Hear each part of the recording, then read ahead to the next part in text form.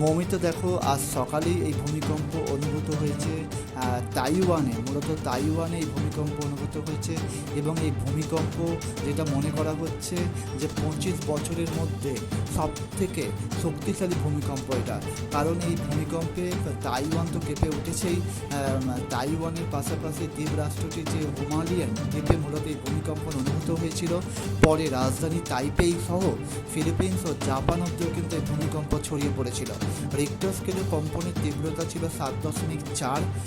তবে এই ভূমিকম্পে যে হিমালয়ান অঞ্চলে ব্যাপক ক্ষয়ক্ষতি হয়েছে বলে অনুমান করা হচ্ছে। একাধিক বহুতল এবং ঘরবাড়ি ভেঙে পড়েছে।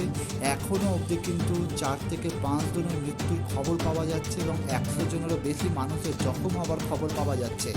এবং তুমি দেখতেই পাচ্ছ যে ব্রিজগুলো এই রীতিমতো দুলছে এবং মেট্রো বাড়ির ভেতর টালমাটাল অবস্থা একরকমের তৈরি হয়েছে। ভয়াবহ পরিস্থিতি এই মুহূর্তে তাইওয়ানে। তোমাকে বলে রাখি, ধ্বংসস্তূপের তলায় অনেকেই কিন্তু আটকে থাকার সম্ভাবনা রয়েছে, ফলে মৃতের সংখ্যা আরও বাড়তে পারে। এবং তোমাকে আরও বলে রাখি, এই মুহূর্তে কিন্তু উদ্ধার কার্য শুরু হয়ে গিয়েছে।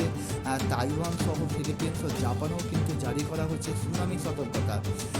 তোমাকে এই মুহূর্তে বলে রাখি, ভূমিকম্পের সাথে সাথে সুনামি সতর্কতা জারি করা হয়েছে ফিলিপিন্স ও জাপানে। ভূমিকম্পের 15 মিনিটের মাথাতেই জাপানের ইওয়ানেগুনি সৈকতে কিন্তু সুনামি আঁচড়ে পড়ে, যার ঢেউয়ের উচ্চতা ছিল প্রায় 1 ফুট। তবে আরও সুনামি আঁচড়ে পড়ার মতো আশঙ্কা কিন্তু রয়েছে। সব মিলিয়ে তাইওয়ানে আজকে সকালে যে ভূমিকম্প হয়, সেই ভূমিকম্প কিন্তু সবথেকে সর্বাধিক মনে করা হচ্ছে এবং ব্যাপক এবং ভয়াবহ পরিস্থিতি এর মধ্যে কিন্তু তাইওয়ানে এক প্রকার ধ্বংসরূপ চালিয়ে গেল যেন এই ভূমিকম্প। মৌমিতা।